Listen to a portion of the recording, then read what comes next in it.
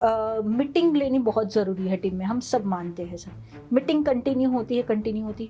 एक time meeting में ऐसा आता है कि मीटिंग में नॉर्मलाइज़ होने लगती है और एक टाइम के बाद वो नेगेटिव होने स्टार्ट हो जाती है। मीटिंग पूरी नेगेटिव होके माहौल को ख़राब कर देना और उसके चक्कर में कई बार बिज़नेस ओनर मीटिंग करना बंद कर देते हैं। तो क्या वो सही है सर?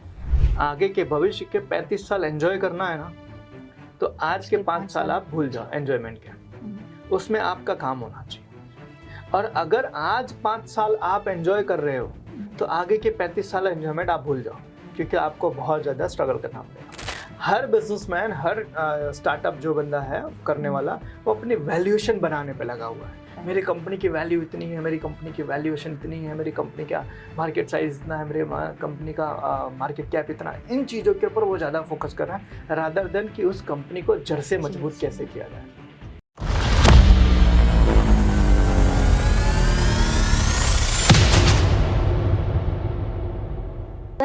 बहुत टाइम के बाद हम मिले हैं सर। हेलो। लास्ट पॉडकास्ट में हमने बहुत सारी बातें की थी। हम्म, इस बार मैं कुछ यूनिक लेके आई हूँ, बिजनेस के एकदम छोटे-छोटे सब्जेक्ट जिस पे कोई गौर नहीं करता है, बट वो बड़े-बड़े इम्पैक्ट करती है और वो एमएनसीज़ जानते हैं, बड़ी-बड़ी कंपनी जानते हैं और वो बहुत अच्छे से वो टैकल करते हैं। कई बार उसके बहुत सारे क्वेश्चंस मैं बना के लेके आई हूँ। चलिए स्टार्ट करते हैं सर। पहला सर मेरा क्वेश्चन है कि हमारा जो ऑनर है सर, उनका एक क्वेश्चन रहता है कि वेंडर जो है, जहाँ से वो रॉ मटेरियल खरीदते हैं, जहाँ से वो चीज़ें खरीदते हैं कंपनी से, तो वो लोग उनको माल नहीं दे रहे, जबकि बड़ी-बड़ी कंपनियाँ हैं, उनको माल दे रही है। जैसे सीज़न आने पे जैसे माल का उनको ऑर्डर जो देते हैं वो, उसमें से आधा माल आता है, 15% आता है, 25% आता है। इसके कारण वो टारगेट पूरे नहीं कर पाते। जबकि बाकी कंपनियों जो बड़ी-बड़ी कंपनी, जायंट्स कंपनी है, उनको वो फुल माल देते हैं सर। तो क्या वीआरएम अभी एक नया कहते हैं ना कॉन्सेप्ट आया है, vendor relationship management sir. MNCs उसके ऊपर फोकस कर रही है कि वेंडर्स को भी संभाल के रखना। तो क्या वो एक इफेक्ट हो सकता है सर?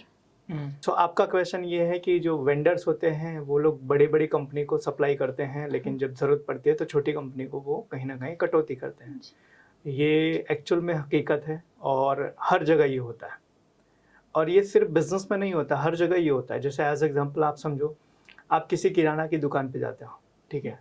अगर किराने की दुकान के ऊपर आप कैश देकर आते हो, आप कैश में लेने के लिए जाते हो, ठीक है, आप 2 रुपये उसको ज़्यादा देते हो या फिर 2 अच्छी बातें आप उससे करते हो, तो आप जब जाओगे ना उस दुकान के ऊपर, तो वो बंदा सबसे पहले आपको ट्रीट करेगा, सबसे पहले आपको हैंडल करेगा।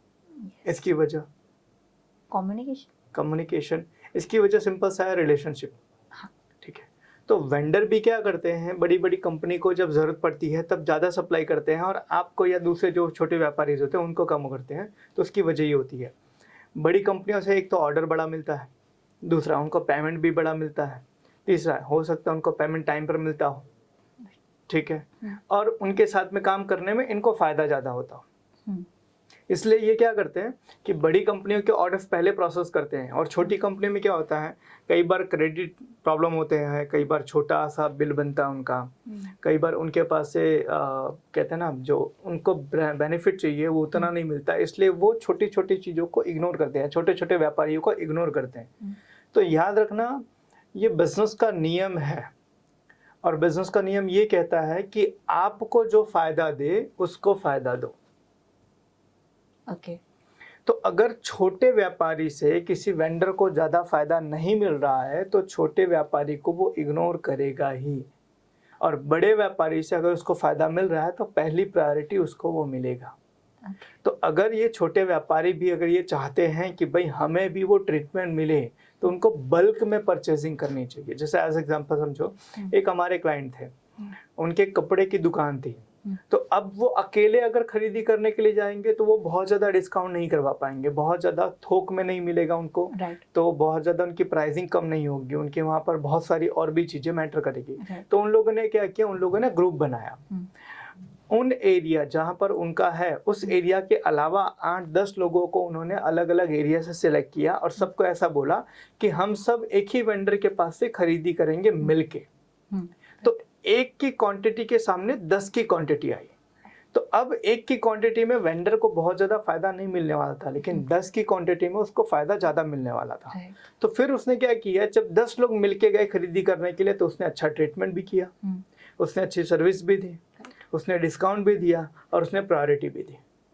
तो अगर आप बड़ा परचेजिंग करने के लिए जाते हो तो वेंडर आपको उस तरीके से अच्छा ट्रीट करेगा, लेकिन छोटी परचेजिंग करने के लिए जाते हो तो वो आपको उस तरीके से, कहते हैं ना, वो एक पुरानी कहावत है, छोटे आदमी को हर कोई किनारा कर देता है। ठीक है, तो वो सिंपल सी चीज़ है, वो रहेगा। तो अगर छोटा व्यापारी है और खरीदना चाहता है, व्यापारी को चाहता है कि भाई व्यापारी हमें अच्छा ट्रीटमेंट दे, तो अगर ग्रुप बना के खरीदी करने जाए तो उसका अच्छा बेनिफिट मिलेगा। Right sir. सर आपने बहुत सही कहा, रिलेशनशिप मैनेजमेंट। सर ये मैंने देखा है सर, एमएनसीज में वो लोग वेंडर को रिलेशनशिप मैनेजमेंट के लिए वो लोग गिफ्ट्स वगैरह भी सप्लाई करते हैं, कस्टमर के साथ वेंडर्स को भी वो सप्लाई करते हैं गिफ्ट्स। देखो इसमें बहुत सारी चीज़ें चलती है। अब एज एग्जाम्पल मैं आपको बताता हूँ कि आज मानो कि एक डॉक्टर को ले लेते हैं। ठीक है, एक डॉक्टर जो होता है वो अपने साथ में लैब वाले को कनेक्टेड रखता है, एमआरआई वाले को कनेक्टेड रखता है, दूसरे हॉस्पिटल्स को कनेक्टेड रखता है, दूसरे डॉक्टर्स को कनेक्टेड रखता है। तो वो सबका एक नेटवर्क बना के रखता है। तो वो क्या करता है, एज एग्जाम्पल एक पेशेंट उसके वहाँ पर आया जिसको लैब टेस्टिंग करवानी है, ब्लड टेस्टिंग करवानी है, तो वो अगर अपने वहाँ पर उसकी ब्लड टेस्टिंग वो नहीं कर सकता तो वो क्या करेगा, वो किसी लैब के साथ में कनेक्टेड रहेगा। तो वो डायरेक्टली रेकमेंड कर देगा या फिर उनको बुला लेगा, तो वो आएंगे, उनका काम हो जाएगा। अब लैब वाले क्या करते हैं, अगर पूरे साल में इस डॉक्टर के पास से अच्छे पेशेंट मुझे मिले हैं तो कवर भी जाता है उनको। गिफ्टिंग के नाम पर कवर भी जाता है उनको और अच्छा अमाउंट उनको दिया जाता है। हॉस्पिटल्स वाले छोटे छोटे क्लिनिक को देते हैं। ठीक है, ऐसे बड़े बड़े जो जैसे एमआरआई है या ये सब है, ये लोग भी डॉक्टर को कवर देते हैं। और क्यों देते हैं, क्योंकि डॉक्टर ने उनको बिजनेस करने में हेल्प की। तो रिलेशन तो हर जगह मैनेज करना पड़ेगा। अगर आपका रिलेशन बढ़िया आपने बना के रखा है तो सामने वाला आपको सही तरीके से ट्रीटमेंट देगा और सही तरीके से आपकी वैल्यू करेगा। तो ये तो हर जगह ज़रूरी है। यस सर, अभी वही एमएसएमई को इसके ऊपर काम करने की बहुत ज़रूरत है। बिल्कुल बिल्कुल। बहुत छोटा सा टॉपिक है बट बहुत बड़ा इम्पैक्ट करता है, क्योंकि अभी दिवाली के टाइम पे सबसे ज़्यादा कई लोग सफ़र कर रहे होंगे रॉ मटेरियल के ऊपर से। सर दूसरी ये चीज़ें आई है कि मीटिंग लेनी बहुत ज़रूरी है टीम में, हम सब मानते हैं सर। मीटिंग कंटिन्यू होती है। एक टाइम मीटिंग में ऐसा आता है कि मीटिंग में नॉर्मलाइज होने लगती है और एक टाइम के बाद वो नेगेटिव होने स्टार्ट हो जाती है कि नेगेटिव चीज़ें बहुत ज़्यादा आ रही है। और इसमें फिर कहते हैं कि लंबी खींचने मीटिंग पूरी नेगेटिव होकर माहौल को ख़राब कर देना, और उसके चक्कर में कई बार बिजनेस ओनर मीटिंग करना बंद कर देते हैं। तो क्या वो सही है सर? नहीं, बिल्कुल सही नहीं है। मीटिंग करना बंद नहीं होना चाहिए। देखो याद रखना, जहाँ पर बातें कम होगी वहाँ पर प्रॉब्लम ज़्यादा होगी, जहाँ बातें ज़्यादा होगी वहाँ प्रॉब्लम्स कम होगी। ये बहुत पुरानी चीज़ है। तो किसी भी कंपनी के अंदर अगर मीटिंग स्टार्ट हुई है तो मीटिंग बंद नहीं होनी चाहिए, लेकिन मीटिंग का स्वरूप टाइम टू टाइम बदलना चाहिए। एज एग्जाम्पल मैं आपको बताता हूँ, आपको रोज दाल भात दाल भात दाल भात दाल भात दिया जाए तो आप एक दिन बोर हो जाओगे। Right sir. लेकिन अगर आपको थोड़े टाइम के बाद में थोड़ी थोड़ी चीज़ें चेंज करते दिया जाए, समझना, ठीक है। तो हम क्या करते हैं कि अगर सेम प्रोसेस को लंबे समय तक सेम तरीके से खींचते हैं तो वो धीरे धीरे बोरिंग हो जाती है। राइट। तो मीटिंग के अंदर थोड़ा बहुत आपको एक्साइटमेंट बना के थोड़ी मीटिंग को शॉर्ट, थोड़ी लंबी, थोड़ी क्रिस्पी, थोड़ी क्लियर, थोड़ी एंटरटेनिंग, थोड़ी सी हार्ड डिस्कशन, ये सब चीज़ों का मिक्सअप हर मीटिंग में होना चाहिए। अगर मीटिंग के अंदर ये एक्साइटमेंट बना रहेगा कि आज मीटिंग के अंदर कुछ नया होगा, आज मीटिंग के अंदर कुछ स्पेशल डिस्कस होगा, आज मीटिंग के अंदर ये चीज़ों का सॉल्यूशन होगा, आज मीटिंग के अंदर हम ये एक्टिविटी करेंगे, आज मीटिंग के अंदर हम ऐसा करने वाले, ये जब बना रहेगा तो वो मीटिंग का जो कहते हैं ना वो रिजल्ट जो है ना वो आता रहेगा। अगर सेम प्रोसेस वही सब लोग अपने अपने तरीके से मीटिंग करते हैं, सब लोग वही एक प्रोसेस आपने पकड़ लिया है और वही मीटिंग किए जा रहे हैं, तो एक टाइम के बाद बोरिंग हो जाएगी और लोग मीटिंग करना बंद कर देंगे और फिर वो मीटिंग की जगह वो फिर नेगेटिव डिस्कशन का अड्डा बन जाएगा, नेगेटिव डिस्कशन का टाइम बन जाएगा और उसी के अंदर वो जितनी अच्छी चीज़ें करने के लिए मीटिंग प्लानिंग हुई थी उतनी सारी चीज़ें बुरी होनी शुरू हो जाएगी। तो मीटिंग तो होना ज़रूरी है, लेकिन मीटिंग का स्वरूप धीरे धीरे बदलना बहुत ज़रूरी है। जैसे एज एग्जाम्पल आप समझो, हम लोग घर का खाना जल्दी हमें बोरिंग नहीं लगता है, लेकिन बाहर का खाना खाओगे तो बोरिंग लगता है। हाँ। क्यों? बाहर एक कोई ज्यादा वैरायटीज एग्जैक्टली बाहर के अंदर आपको ऑप्शन ज़्यादा अवेलेबल नहीं है। वहाँ पर जो होटल का मेन्यू है ना, उसी में से आपको सेलेक्ट करना है, और लगभग होटल के मेन्यूज जो होते हैं 80% सेम होते हैं। राइट राइट 80% हर होटल के मेन्यू सेम होते हैं, लेकिन आपके घर के ऊपर आपके लिए कोई मेन्यू नहीं है। आप जो चाहे वो बना सकते हो, जितना चाहो उतना बना सकते हो, जब चाहो तब बना सकते हो। तो इसलिए घर का खाना हमेशा आपके लिए एक्साइटमेंट रहता है। बाहर का खाना कभी कभी अच्छा लगता है, रोज खाने जाओगे तो बाहर का खाना अच्छा नहीं लगेगा। क्यों? क्योंकि वो बोरिंग हो जाएगा। लेकिन घर के ऊपर आपको रोज कुछ ना कुछ नया चीज़, आपने समझो कुछ खा रहे हो उसमें चटनी ले ली, कुछ खा रहे हो उसके अंदर मिर्ची ले ली, कुछ खा रहे हो आपने उसके अंदर अचार ले लिया। तो ऐसे करके धीरे धीरे उस खाने को स्वादिष्ट बनाया जाता है। लेकिन होटल के अंदर लिमिटेशंस होती है, वहाँ पर आपके पास ऑप्शन नहीं होते हैं, तो इसलिए वो खाना धीरे धीरे बोरिंग हो जाता है। तो इसलिए इस मीटिंग को बोरिंग ना हो ऐसा बनाने के लिए आपको थोड़ी थोड़ी उसके अंदर चीज़ें, एक्टिविटीज ऐड करनी पड़ेगी, कि थोड़ी बोरिंग की जगह थोड़ा सा एक्साइटमेंट बना रहे लोगों का। अगर ये चीज़ें बनाई रहती हैं तो आपकी मीटिंग जो होती है वो लंबी चलती है, और मीटिंग से इम्पैक्ट बहुत अच्छा आता है। यस सर, आपने राइट कहा। बट सर कई बार ऐसा होता है कि जैसे सेल्स एक बिजनेस की अप एंड डाउन वाली प्रोसेस है। आज सेल्स अप है, कल डाउन भी होगा, कल इससे भी ज़्यादा डाउन होगा, बहुत ज़्यादा डाउन भी हो सकता है। बट क्या होता है कि टीम उसमें नेगेटिव हो जाती है। अब वो सारी चीज़ें निकलती है मीटिंग में। तो एज अ ऑनर जो मीटिंग कंडक्ट कर रहा है, उसको कौन से स्टेप लेने चाहिए ताकि वो मीटिंग को नेगेटिव ना होने दे और उसको पॉजिटिव बना के रखे और फ्रूटफुल चीज़ें बाहर आए? देखो याद रखना, मीटिंग के अंदर ये डिस्कशन नहीं होना चाहिए कि कौन गलत है कौन सही है। मीटिंग नेगेटिव कब होती है? बहसबाजी जब होती है तब। और बहसबाजी कब होती है? जब पर्सनल अटैकिंग की जाती है तब। एज एग्जाम्पल मानो कि आपको कोई पर्सनली बोल रहा है कि आपने ऐसा गलत किया, तो जाहिर सी बात है आप डिफेंडिव होगे, और उस चक्कर में होगी क्या? बहसबाजी होगी। तो मीटिंग के अंदर ये डिस्कशन नहीं होना चाहिए कि कौन गलत है कौन सही है। मीटिंग में ये डिस्कशन होना चाहिए कि क्या सही है और क्या गलत है, और जहां गलती है उसको हम कैसे सुधार सकते हैं। अगर इन चीजों के ऊपर पर्सनली ना जाकर अगर एक्टिविटी के ऊपर बात की जाए, रिजल्ट के ऊपर बात की जाए, अगर हम प्लानिंग के ऊपर बात की जाए, इम्प्रूवमेंट के ऊपर बात की जाए, तो मीटिंग नेगेटिव नहीं होती है। अक्सर कर होता है कि एज एग्जाम्पल जैसे आपने बताया कि कोई सेल्स का बंदा है, ठीक है, उसका पिछले महीने का या पिछले हफ्ते का सेल्स बहुत अच्छा था, इस महीने का या इस हफ्ते का उसका सेल्स अच्छा नहीं रहा। तो ये बोलने की जगह तूने सेल्स नहीं किया या तेरी गलती है या तू ये चीज़ कर रहा है, ये बोलने की जगह अगर ये डिस्कशन किया जाए कि ये कारण से सेल नहीं हुआ जिसको हमें सुधारने की ज़रूरत है, जिसके ऊपर हमें ध्यान देने की ज़रूरत है, जिसके ऊपर हमें काम करने की ज़रूरत है, अगले हफ्ते हम ये चीज़ करेंगे, अगले हफ्ते हम ये करेंगे, अगले महीने हम ये एक्टिविटीज़ करेंगे। अगर इन चीज़ों के ऊपर डिस्कशन किया जाए तो मीटिंग नेगेटिव नहीं होती है। याद रखना, जिस मीटिंग के अंदर पर्सनल डिस्कशन होता है, पर्सनल अटैकिंग होता है, पर्सनली किसी को बोला जाता है, उस मीटिंग के अंदर चीज़ें जो आपको फ्रूटफुल रिजल्ट नहीं निकलती है। उस मीटिंग के अंदर हमेशा चीज़ें जो होती है वो नेगेटिव ही होती है, और उस मीटिंग से कोई प्रोडक्टिव रिजल्ट नहीं आता।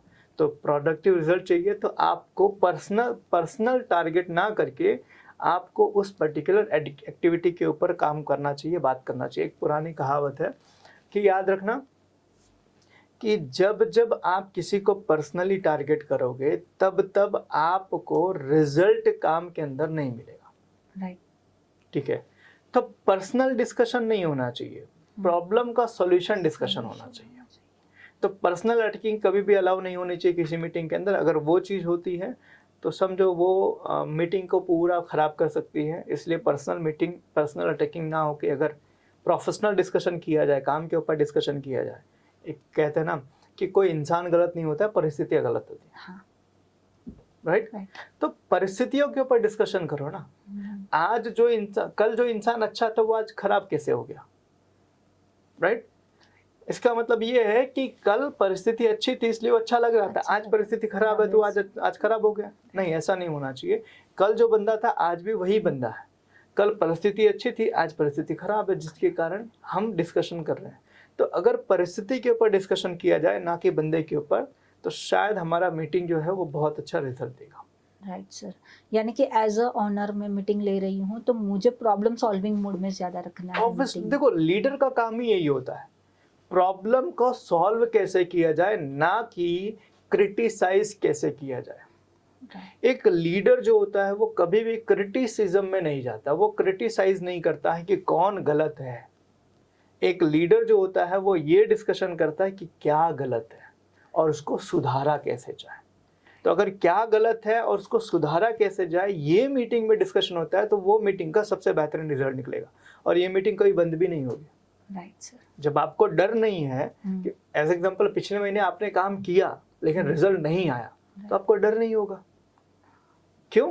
क्योंकि आप श्योर हो ना कि हम डिस्कशन किसके बारे में करने वाले हैं, कि अब कैसे रिजल्ट निकाला जाए। एग्जैक्टली ना कि उसके ऊपर कि क्यों गलती हुई, क्या किया, कैसे किया, उन चीज़ों के ऊपर।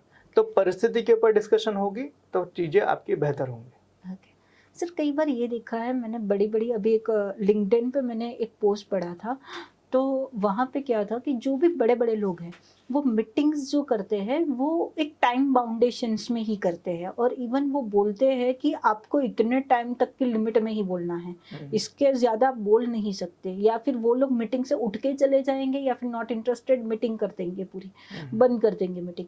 तो क्या वो सही है सर? देखो, ये चीज़ हमारे इंडिया के अंदर कैसा होता है कि इंडिया के अंदर मीटिंग्स में बहुत ज़्यादा नियम, बहुत ज़्यादा रूल्स, बहुत सारी चीज़ें नहीं होती है।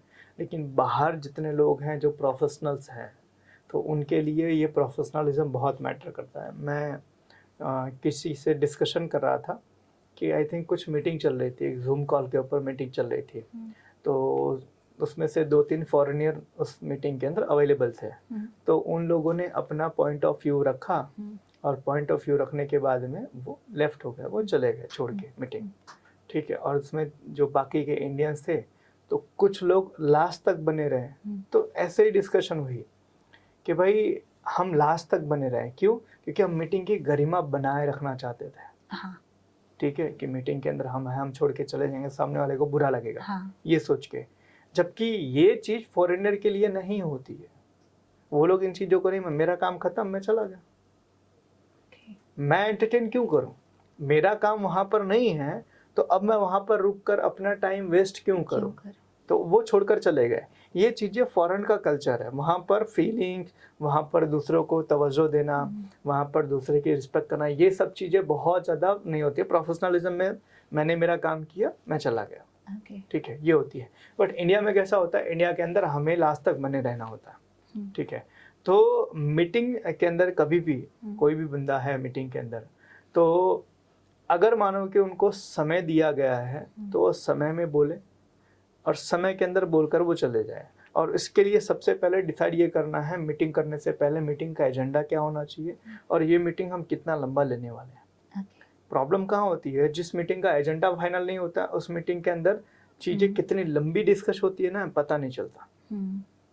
तो मीटिंग का एजेंडा फाइनल है, टाइम फाइनल है और उसके हिसाब से सबको अपना अपना स्लॉट दिया गया है, इतना आपको बोलना है और इस टाइम में आपको अपनी चीज़ें प्रेजेंट करनी है, दैट्स इट। तो टाइम का बाउंडेशन होना बहुत ज़रूरी है। जिस मीटिंग में टाइमिंग नहीं होती है कि इतना टाइम ही हमें लेना है इस मीटिंग के लिए, वो मीटिंग अक्सर कर प्रोडक्टिव नहीं होती। एज एग्जाम्पल मैं आपको बताता हूँ, आप कोई भी मीटिंग करने के लिए गए हो, कोई भी मीटिंग, आप पर्सनल मीटिंग करने गए हो, प्रोफेशनल मीटिंग करने गए, आपको पता होना चाहिए आपको कितना समय देना है वहाँ पे। समझो, एज एग्जाम्पल हम ये पॉडकास्ट कर रहे हैं, अगर पॉडकास्ट के अंदर हम लिमिट ना रखें कि भाई हमें इतने टाइम तक हमें पॉडकास्ट चलाना है, तो हम बातें तो पूरी जिंदगी कर सकते हैं, राइट। लेकिन क्या इतना टाइम लोगों के पास में है वीडियो देखने का? क्या इतना टाइम एडिटिंग करने का, इतना टाइम और भी चीजें कर नहीं है ना। तो हर चीज की लिमिट होनी बहुत जरूरी है और जिस चीज की लिमिट नहीं होती है वो अक्सर बोरिंग हो जाता है, राइट। समझना, एज एग्जाम्पल यहाँ से आपको अहमदाबाद जाना है, तो अहमदाबाद आप ये सोच कर जाओगे ना कितना जल्दी मुझे पहुंचना है, उसके हिसाब से मैं कौन सी ट्रेन पकड़ूं, राइट। लेकिन अगर आपको अहमदाबाद कभी भी जाना है और कितने भी टाइम में पहुंचना है तो आपकी एक्साइटमेंट खत्म हो जाएगी। तो मीटिंग का एजेंडा और टाइमिंग होना बहुत ज़रूरी है और टाइमिंग के अंदर लोगों को अपना परफॉर्मेंस देना ज़रूरी है। और याद रखना, जिस मीटिंग का टाइमिंग फिक्स होता है वहाँ पे टॉकिंग अननेसेसरी नहीं होती है। हाँ, अननेसेसरी बातें वहाँ पर नहीं होती है। तो जिस मीटिंग का टाइम होता है उस मीटिंग की प्रोडक्टिविटी बहुत अच्छी रहती है। राइट तो टाइम बाउंडेशन बनाना बहुत जरूरी मीटिंग के अंदर। राइट सर, आपने एकदम सही कहा कि हमारा प्रोफेशनलिज्म और बाहर का प्रोफेशनलिज्म बहुत अलग है सर। हम यहाँ पे ऐसा है कि मीटिंग्स में खा नहीं सकते, वो नहीं कर सकते, बट मैंने जस्ट पढ़ा था लिंक्डइन पे, बहुत बड़े बिलियनर है, वो मीटिंग करते हैं खाने के वक्त पे कंपलसरी के 10 मिनट का वो लंच लेंगे तब भी मीटिंग करेंगे, वो मीटिंग में खाते खाते ही मीटिंग करेंगे, इसके अलावा वो मीटिंग ही नहीं करते हैं। राइट, तो उनके लिए वो एक प्रोफेशनलिज्म का कल्चर है। डिफरेंट है दोनों। देखो ये हमारे वहाँ पे इसको मैनर्स मानते हैं कि आप हाँ। बातें हो रही है तो बातों के अंदर आप खाओ मत, हाँ। ठीक है, आप बातें हो रही है तो बातों के अंदर आप अननेसेसरी और अदर एक्टिविटीज मत करो, आप फोकस रखो। लेकिन यही चीज बाहर जाओगे तो लंच के टाइम पे मीटिंग होती है, बट बहुत बड़ी बड़ी डील्स होती है, कॉफी कहते हैं ना कॉफी डे में होती है, ठीक है, तो वहाँ पर कॉफी के टाइम पर लोग बहुत बड़े बड़े डील्स साइन कर लेते हैं, लंच के टाइम पे बहुत बड़े बड़े मीटिंग्स ले लेते हैं, मॉर्निंग के अंदर स्नैक्स के ऊपर या ब्रेकफास्ट के टाइम पे बहुत बड़े बड़े डील्स हो जाते हैं। तो दैट मीन कि उनका वो प्रोसेस है, और वो प्रोसेस हमारे वहाँ पर अभी नहीं है। हमारे वहाँ पे खाने के टाइम पर बात करना जो है वो इसको अच्छा नहीं माना जाता। हाँ। हम अगर फैमिली के साथ बैठ के खा रहे हैं तो वहाँ पर क्या बातें होती है कि भाई आप खाते समय बोलो मत। और यही चीज बाहर में क्या होती है कि भाई बाहर के अंदर खाने के टाइम पर ही डिस्कशन करनी है, ठीक है, तो दोनों का कल्चर डिफरेंट है। तो इसीलिए हमारे वहाँ पे जो मीटिंग होती है वो अलग तरीके से होती है, और वहाँ की जो मीटिंग्स होती है वो अलग तरीके से होती है। इवन हमारे वहाँ पर हम बैठ के बढ़िया प्लानिंग करके करते हैं। जापान के अंदर बहुत सारी ऐसी कंपनीज है जो मैक्सिमम कंपनीज जो हैं, अब फॉरेन की बहुत सारी कंपनी है प्रैक्टिस कर रही है, स्टैंड मीटिंग लेती है। हाँ, खड़े खड़े 10 मिनट 15 मिनट की मीटिंग होती है, और उसके अंदर डिसीजन आता है, आप अपने काम पर काम चले जाओ। मीटिंग्स के अंदर आओ, कॉन्फ्रेंस रूम में आप बैठो, आपको चाय कॉफी सर्व होगा, इसमें टाइम बहुत ज़्यादा जाता है, तो वो टाइम बचाने के लिए स्टैंड मीटिंग लेते हैं। तो इट इज़ कल्चर, हमारा कल्चर डिफरेंट है और वहाँ का कल्चर डिफरेंट है। लेकिन मीटिंग को प्रोडक्टिव बनाने के लिए हमारे वहाँ पर ये चीज़ बताई जाती है, भाई खाने पीने का कुछ मत रखो, मीटिंग के अंदर मीटिंग हो जाएगी। सर एक और इंटरेस्टिंग बातें है कि जैसे कि आज जितने भी बड़े बड़े लोगों के पॉडकास्ट हम सुनते हैं सर, सबका वही बोलना है कि 8-9 घंटे काम, 8-9 घंटे काम, 8-9 घंटे काम। इसके कारण कई एमएसएमई इस बिजनेस इन्फ्लुएंस भी होते हैं ऑनर्स कि 8-9 घंटे ही काम करना है, जो पहले 10-10 12-12 घंटे काम करते थे।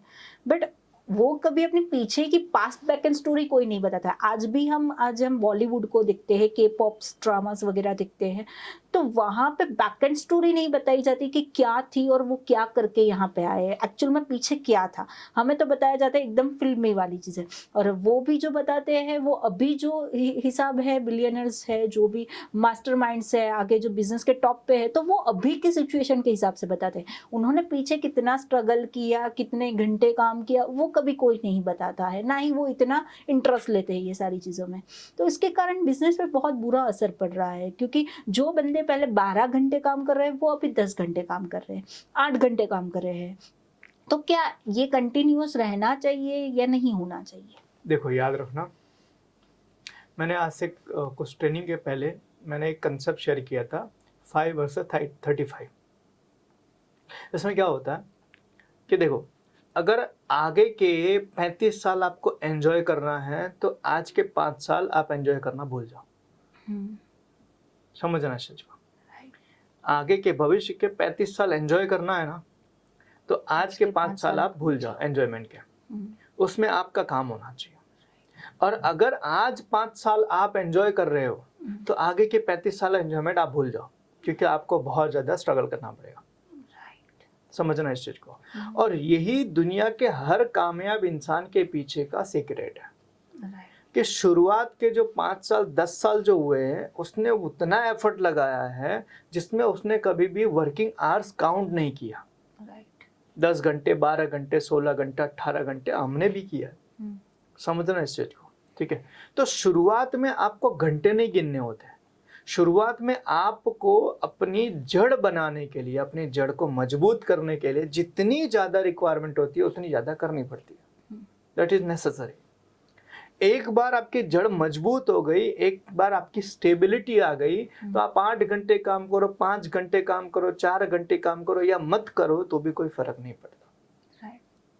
तो उसके बाद तो प्रोसेस जो होती है ना वो स्मूथ हो जाती है, फिर तो खाली फॉर्मेलिटी होती है काम करने की। मेन काम होता है शुरुआत में। एज एग्जांपल, जैसे कि हम स्कूल की बात करते हैं। स्कूल के अंदर आप देखोगे तो जो बच्चे टॉप करते हैं ना, वो शुरुआत से ही पढ़ाई करते हैं। राइट, शुरुआत से ही पढ़ाई करते हैं, तो एंड में जाने के बाद उनको टेंशन नहीं आता। Right, right. और जिन लोगों ने शुरुआत में पढ़ाई नहीं की, वो उनको लास्ट में टेंशन आता है। यस, बहुत टेंशन आता है। राइट।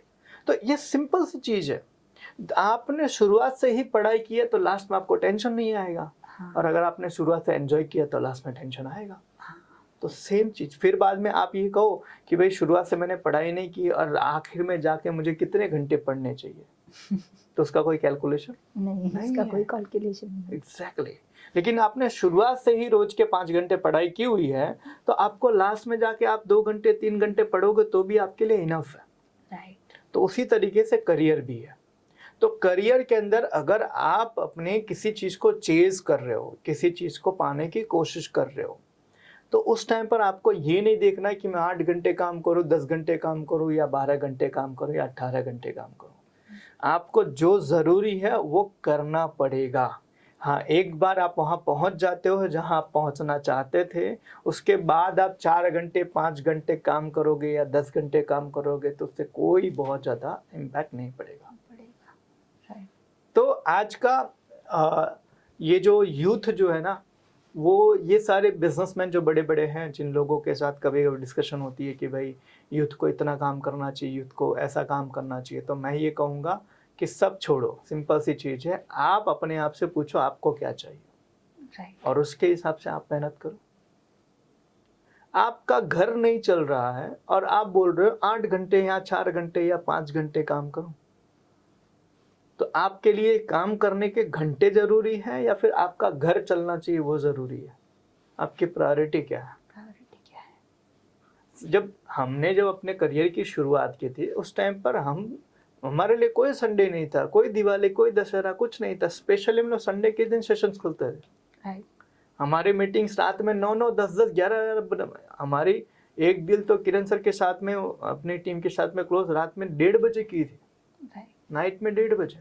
वो 11 बजे अपने काम से फ्री हो, उसके बाद में उन्होंने मीटिंग करनी शुरू की और रात में 1:30 बजे कंप्लीट हुए डील। तो उस टाइम पर कोई ज़रूरी नहीं है कि जिस टाइम पे आप अपना करियर बना रहे हो, अपना कुछ कर रहे हो, कुछ बनाने में लगे हुए हो, उस टाइम पर आप कितने घंटे काम करो। उस टाइम पर तो जितना ज़रूरी है उतने घंटे काम करो। Right, right. तो बहुत ज़्यादा हाइपोथेटिकल में मत जाओ कि बड़े बड़े बिजनेसमैन क्या बोल रहे हैं, बड़े बड़े इन्फ्लुएंसर क्या बोल रहे हैं, बड़े बड़े ये क्या बोल रहे हैं, उसमें मत जाओ। सिंपल सी चीज़ है, आपको क्या चाहिए उसके हिसाब से आप डिसाइड करो कि आपको कितना काम करना है। कितना काम करना है। क्योंकि क्या है, आप 8 घंटे काम करो या 6 घंटे काम करो, घर आपको खुद को ही चलाना है। कोई नहीं आने वाला आपके लिए, कोई 1 रुपए की मदद नहीं करने वाला है। तो आप घंटे मत गिनो, आप ये गिनो कि मुझे मेरे घर को चलाने के लिए जितने पैसे चाहिए, उतने पैसे मैं कितने घंटे काम करके कमा सकता हूँ। 5 घंटे तो 5 घंटे, 10 घंटे तो 10 घंटे, 20 घंटे तो 20 घंटे। उसके अंदर आपको किसी की नहीं सुननी है। Yes, right sir. ये भी मैंने देखा है सर, जितने भी बड़े बड़े आज ब्रांड बन गई है, ठीक है, जो लगभग स्टार्ट हुई है 1800 की डिकेड में, यानी कि 1886 85 के आसपास सारी ब्रांड्स जितने भी आज बड़ी बड़ी हम देख रहे हैं, एडिडास है, प्यूमा है, हम जितनी भी बड़ी ब्रांड, वेल नॉन ब्रांड्स है, जिनकी अभी मैं एक बहुत अच्छी बुक पढ़ रही थी, 101 विश्वव्यापी ब्रांड्स करके है, तो उनकी सारी स्टोरीज सुन रही थी, मैं पढ़ रही थी वहाँ पे। तो सारी ब्रांड्स एक तो 1800 में स्टार्ट हुई, यानी कि पूरा एक साल, एक सदी उन्होंने बिता दिया एक ब्रांड बनने में। और आज जो मैं देख रही हूँ ऑनर्स को मिलती हूँ, तो उनका आज वो चीज़ें चाहिए कि मुझे कल के कल वो चीज़ चाहिए। तो ये भी एक रीज़न है। और दूसरी एक चीज़ मैंने ये भी देखी है कि उनके अंदर एक तरह का पागलपन था। अब जब 18s की बात करूँ, 18s की, तो वहाँ पे एक नाइकी करके जब ये ब्रांड स्टार्ट हुई थी, तो उसके ऑनर ने सोचा था कि मैं जो बूट शूज़ बनाऊंगा ना, वो जो वॉलीबॉल स्पोर्ट्समैन है ना, हर एक के पैरों में होने चाहिए मेरे शूज़, और ये सोच के साथ स्टार्ट की थी। हाँ, हालांकि वो बीच में उनकी डेथ हो गई, वो नहीं पूरा हो पाया, बट वो जब डेथ हुई उसके बाद पूरा हुआ वो सपना। और आज भी कंपनी चल रही है, बहुत अच्छे से चल रही है। तो क्या वही एक पागलपन रीजन है जिसके कारण आज ब्रांड्स चल रही है और बहुत अच्छे से मार्केट में पैर पसार के रखी है? देखो, एक सिंपल सी चीज़ है कोई भी ब्रांड को एक बहुत बड़ा छाप छोड़ने के लिए समय लगता है, बड़ी चीज़ें समय लेती हैं, ठीक है। याद रखना कि पता है जिसको कहते हैं Chinese bamboo, Chinese bamboo. Right ना। चाइनीज़ बाम्बू के बारे में कहा जाता है कि 5 साल उसको ज़मीन में बोने के बाद में उसको कुछ 9 सेंटीमीटर वो बाहर निकलता है। राइट। 5 साल में आप खाद पानी दोगे 9 सेंटीमीटर बाहर निकलता है, हम्म। लेकिन उसके बाद में आने वाले 9 हफ्तों में वो लगभग 80 फीट बड़ा होता है। राइट। समझना। तो ऐसा नहीं है कि 5 साल आपने कुछ नहीं किया, वो 9 ही सेंटीमीटर या 10 सेंटीमीटर ही बाहर आया। 5 साल में 10 सेंटीमीटर बाहर आया और बाकी के 9 हफ्ते में वो 80 फीट बढ़ा। हाँ। तो इसका सिंपल सा मतलब ये है, आपकी जो मेन जिसको हम कहते हैं ना कोर, जड़, वो जड़ को पकड़ने में कितना समय लेता है वो आपका सबसे ज़्यादा इम्पोर्टेंट है। उसके बाद बड़ा होने में समय नहीं लगता। तो इसलिए प्रॉब्लम क्या है आज के टाइम पे, पहले के टाइम पर जो बिजनेसमैन थे उनके पास टेक्नोलॉजी उतनी नहीं थी, रिसोर्स उतने नहीं थे, उतना उनके पास में बहुत ज़्यादा चीज़ें नहीं थी, फिर भी उन्होंने जड़ें जमाई और जड़ जमाने के अंदर इतना टाइम लगा उनको, राइट। और उसके बाद में आज उसका फल मिल रहा है। हाँ। कि पूरी दुनिया में वो एक बहुत वेल नोन ब्रांड के, ठीक है, हो गए। आज के जो बिजनेसमैन है ना, उनकी प्रॉब्लम क्या है, वो जड़ जमा ही नहीं रहे। वो क्या कर रहे हैं, वो बांस लगाया और बांस लगाने के बाद कल जाके वो चेक करते हैं बड़ा हुआ कि नहीं हुआ। पेशेंस नहीं है। पेशेंस नहीं है। तो और यही कारण है समझो, कि जो बांस की जड़ें मजबूत होगी ना, वो जल्दी से गिरेगा नहीं आंधी तूफान आने पे, लेकिन जिसके जड़ें ही मजबूत नहीं है वो थोड़ा सा झोंके में वो गिर जाएगा। और यही चीज तो हो रही है। ये जो बड़ी बड़ी ब्रांड्स इनकी जड़ें बहुत मजबूत है, इसलिए इतनी प्रॉब्लम्स आए, इतने क्राइसिस आए, इतने सारे इनके साथ चैलेंजेस आए, लेकिन उसके बावजूद भी इनको कुछ नहीं हुआ। आज भी स्टेबल है, आज भी बहुत अच्छे तरीके से टिके हुए हैं। और वहीं पर कितने सारे ऐसे बिजनेसेस आए जो आने वाले 5 साल के अंदर बंद हो जा रहे हैं। एक गवर्नमेंट का डेटा है कि 5 साल में 90% बिजनेसेस बंद हो जा रहे हैं। 5 साल में। क्या बात। हम एक डेकेड की बात कर रहे हैं, 100 साल की बात कर रहे हैं। इन कंपनियों को बड़ा होने में यहाँ तक 100 साल लगे, और यहाँ 5 साल के अंदर खत्म हो जा रही कंपनियां। क्यों? उनकी जड़ मजबूती नहीं है, उनका कोर ही स्ट्रांग नहीं है। उन्होंने अपना जो बीजारोपण जो किया है ना, उसको मजबूत ही नहीं किया, और जिसके अंदर थोड़ा सा भी कोई भी क्राइसिस है, खत्म। तो सर उसको लैक ऑफ विजन भी तो कह सकते हैं। लैक ऑफ विजन से ज्यादा आप ये कह सकते हो कि भाई आपके पास पेशेंस नहीं है, आपको कोर पे काम करने के लिए आपने समय नहीं दिया। जैसा एज एग्जांपल समझो कि एक बच्चा जो है, अब बच्चा जब बड़ा हो गया तो बड़ा होके वो गलत रास्ते पे भटक गया। तो ऐसा नहीं है कि बड़ा होने के बाद गलत रास्ते पे भटक दिया या गलत रास्ते पे बड़ा होने के बाद भटक गया, नहीं है। वो जब छोटा था उस टाइम पर आपकी परवरिश कैसी आपने की, उसका परिणाम है वो। समझ रहे? तो जब बच्चा छोटा था उसको आप क्या सिखा रहे थे, आप उसको क्या दिखा रहे थे, आप उससे क्या बातें कर रहे थे, आप उसको कैसे समझा रहे थे, आप उसके अंदर क्या बिल्ड कर रहे थे, ये सब चीजों का परिणाम है कि बड़ा होके वो क्या बनेगा। तो कोई भी बच्चा एक झटके में नहीं बिगड़ता, राइट, कि आज कल को बड़ा हो गया, 18 साल का हो गया और वो सिगरेट पीने लगा, नहीं। उसकी जड़ें आपने कैसे मजबूत की है कि नहीं की है, उससे डिसाइड होता है।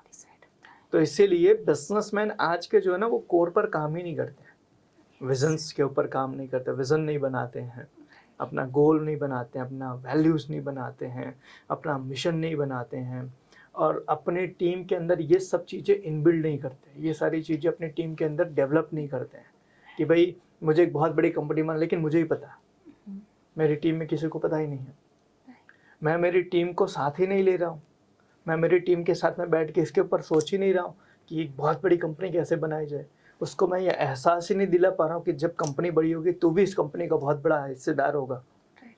अब ये सब चीज़ें नहीं होने के कारण क्या हो रहा है, आज सिर्फ पैसा बनाने के ऊपर काम किया जा रहा है। एज एग्जाम्पल आज का एक बहुत एक फैंसी वर्ड है, वैल्यूएशन। हाँ। हर बिजनेसमैन, हर स्टार्टअप जो बंदा है करने वाला, वो अपनी वैल्यूएशन बनाने पे लगा हुआ है। मेरी कंपनी की वैल्यू इतनी है, मेरी कंपनी की वैल्यूएशन इतनी है, मेरी कंपनी का मार्केट साइज इतना है, मेरे कंपनी का मार्केट कैप इतना। इन चीज़ों के ऊपर वो ज़्यादा फोकस कर रहा है रादर देन कि उस कंपनी को जड़ से मजबूत कैसे किया जाए। आपका विजन स्ट्रांग होना चाहिए, आपके पास टीम स्ट्रांग होनी चाहिए, आपके पास ऐसे लोग होने चाहिए जो आने वाले समय में आपकी कंपनी को बहुत बड़ी कंपनी तक लेकर जाने में आपकी हेल्प करें। जब तक ये चीज़ नहीं होगी, जब तक ये ग्राउंड के ऊपर काम नहीं होगा ना, समझना वो चीज़ आने वाले समय के अंदर खत्म हो जाएगी। राइट। और यही कारण है कि इंडिया में सबसे बड़े जो बिजनेसेस हैं वो फेल हो रहे हैं। स्टार्टअप आती है 2 साल 3 साल के अंदर खत्म हो जाती है। यस। कस्टमर का भी पैसा गया, लोगों की नौकरियां गई, इन्वेस्टर का पैसा गया, मार्केट खराब हुआ, ये सब चीज़ें नुकसान का नुकसान ही हुआ। तो ये ना, ये एक बबल चल रहा है अभी, और ये बबल बहुत जल्दी फूटेगा। और इस समझना इस चीज़ को, 5 साल में स्टार्टअप बंद हो रहा है। स्टार्टअप ही क्यों बंद रहा है, इंडस्ट्रीज क्यों नहीं बंद हो रही है? राइट। समझना। रिलायंस कितनी पुरानी है, टाटा कितनी पुरानी है, अदानी कितनी पुरानी है, विप्रो कितनी पुरानी है, इन्फोसिस कितनी पुरानी है। ये सब पुरानी कंपनी है। इनके ऊपर क्यों फर्क नहीं पड़ रहा है? क्योंकि इनका स्ट्रांग है, मजबूत है। इनका जो कोर है वो मजबूत है, उनका फाउंडेशन बहुत स्ट्रांग है। याद रखना, कहा जाता है, पुरानी कहावत है, 100 फ्लोर की बिल्डिंग बनानी हो ना, तो 100 फ्लोर की बिल्डिंग बनाने से पहले आपको नीचे 10 फ्लोर जाना पड़ता है। राइट। नीचे आपका 10 फ्लोर मजबूत होगा ना, तो उसी के ऊपर आप 100 फ्लोर की बिल्डिंग बना पाओगे। आप नीचे ही मजबूत नहीं है, ऊपर के कब तक टिकेगा? धस जाएगी। राइट। तो वही चीज है, आपका कोर स्ट्रांग नहीं है और आप ऊपर बनाए जा रहे हैं, जिस दिन थोड़ा सा भी हल्का सा हवा का झोंका आया, गिर जाएगा। यही चीज हो रही है। आज के जो बिजनेसमैन हो, आज के जो नए स्टार्टअप आ रहे हैं, उनके पास बहुत बड़ा विजन नहीं है, अच्छी टीम नहीं है, सोच उनकी बहुत अच्छी नहीं है, पैसा उनके पास आ रहा है तो पैसे का मिसयूज कर रहे हैं, कस्टमर को चीट कर रहे हैं, गवर्नमेंट को चीट कर रहे हैं। ये सब चीजें करके वो बस पैसे बनाने के चक्कर में है, और जिस कारण से ये सारी की सारी मार्केट जो है वो खराब हो रही है। उसमें अच्छे लोग भी पिस जा रहे हैं। सर वही मैंने देखा है, जब 1800 और 1900 के स्टार्टअप्स की बात करें तो उस टाइम पे ज़माना ऐसा था, वहाँ पे सिर्फ दिखावे का ज़माना नहीं था। लोग सिंपली थे कि हाँ ठीक है। वहाँ पे आप देखेंगे हम सर, तो क्या रहेगा कि लोग बड़ी-बड़ी कार लेके या वो सारी चीज़ों में नहीं पड़ते थे। एकदम धोती खादी कुर्ते में जाएंगे, हमें पता भी नहीं चलेगा इसके पास इतना बड़ा बिजनेस है, वो लेके बैठा है। तो वो चीज़ें नहीं। आज छोटा सा बिजनेस हो, उसमें बहुत बड़ी-बड़ी चीज़ें आ जाती है उनके पास। शोबाजी ज़्यादा हो गई ना। मैंने क्या बोला कि आज के टाइम पे लोगों का कोर जो है वो स्ट्रांग नहीं है। और कोर स्ट्रांग ना होने की, देखो एक सिंपल सी चीज़ है, एक पुरानी बहुत अच्छी कहावत है, जिसका अंदर से घर बहुत खोखला होता है ना, वो बाहर से बहुत पेंट मारता है। हाँ। राइट। तो वो एक बहुत अच्छी चीज़ है, समझना। वो एक कहावत है ना हिंदी में, अधजल गगरी छलकत जाए। आधा घड़ा जो होता है ना, वो आवाज़ ज़्यादा करता है। तो जिसके अंदर कुछ नहीं होता है ना, वो उसके बाहर बहुत ज़्यादा दिखाने की कोशिश करता है। तो जिसका बिजनेस अंदर से बहुत स्ट्रांग नहीं है ना, वो बाहर से बहुत शोबाजी करता है। और ये शोबाजी के चक्कर में बिजनेस में तकलीफ आ रही है। तो आपको अपने बिजनेस को अंदर से स्ट्रांग करना है। अंदर से आपका बिजनेस स्ट्रांग है, आपकी वैल्यू स्ट्रांग है, आपके जड़ मजबूत हैं, आपका विजन स्ट्रांग है, आपके पास टीम स्ट्रांग है, आपकी प्रोडक्ट बहुत अच्छी है, मार्केट के अंदर आप कस्टमर की रिस्पेक्ट करते हो, कस्टमर का ध्यान रख रहे हो, आप ये सब चीज़ों के ऊपर काम कर रहे हो ना, अंदर से आपका फाइनेंस बढ़िया स्ट्रांग है। अगर अंदर से ये सारी चीज़ें आपकी मजबूत है, तो बाहर से आप कुछ भी ना करो, कोई फर्क नहीं पड़ता, आपका बिजनेस बहुत लंबा जाएगा। लेकिन अंदर कुछ भी नहीं है, समझना, अंदर कुछ भी नहीं है, तो बाहर आप कितना भी कहते ना, अंदर से आप खूबसूरत नहीं हो ना, बाहर से कितना भी आप लिपस्टिक क्रीम पाउडर लगा के रखो, वो एक समय के बाद में कोई काम का नहीं है। राइट। अभी मैं एक दो यूट्यूबर के बारे में सुन रहा था, वो बोल रहे हैं कि यूट्यूब के ऊपर ना अब फ्यूचर बनाना जो है वो बहुत टफ है। समझना, वो बोल रहा है यूट्यूब के ऊपर अब जो फ्यूचर बनाना वो बहुत टफ है। क्यों? क्योंकि यूट्यूब अपनी पॉलिसीज में बहुत सारे बदलाव कर रहा है, बहुत सारे चेंजेस कर रहा है। अब जिन लोगों ने सिर्फ यूट्यूब ही सीखा, यूट्यूब के बाद में उन्होंने और किसी चीज के ऊपर ध्यान ही नहीं दिया, तो अब उनकी पूरी डिपेंडेंसी आ गई यूट्यूब के ऊपर। राइट। आपने खर्चे तो बढ़ा लिए, हाँ। अपने बड़े बड़े चीजें दिखा दी, हाँ। अपने बड़े बड़े नए नए टिटी में पाल लिए। हाँ। अब यूट्यूब की इनकम से ही आपने ये सब चीजें किया था। हाँ। अब यूट्यूब कहीं पर भी किसी भी तरीके से अगर आपके चैनल के ऊपर कोई स्ट्राइक करता है या आपके चैनल के ऊपर कहीं पर कुछ ऐसे एक्शन लेता है और आपका चैनल वहां से बंद हो गया, तो आपकी कमाई यूट्यूब से थी। अब क्या करोगे?